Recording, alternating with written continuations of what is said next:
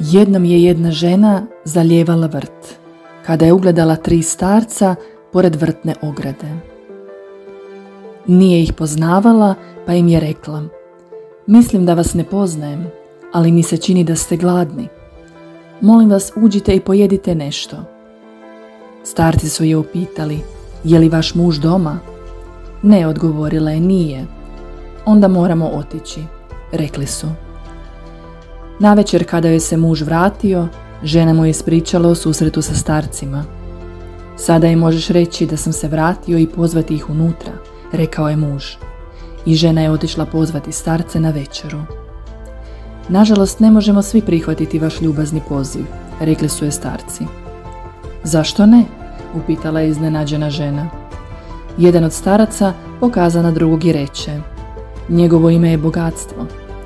Potom pokaza na trećega i reče: "Njemu je ime uspjeh, a meni je ime ljubav. Pođi k mužu i skupa odlučite kojega biste od nas trojice pozvali unutra." Žena se vratila u kuću i ispripovijedala mužu. Muž presretan reče: "Super, pozovi bogatstvo da sa svim i svačim napuni našu kuću."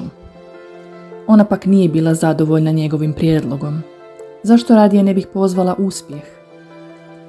Razgovor je slušala njihova kći i sva oduševljena rekla: "Zar ne bi bilo bolje pozvati ljubav? Naš dom bi potom bio napunjen ljubavlju." Poslušavši savjet njihove kćeri, muž je rekao ženi: "Pođi van i zamoli ljubav neka bude naš gost." Žena je pošla van i upitala: "Tko je od vas ljubav? Molim neka dođe i bude naš dragi gost."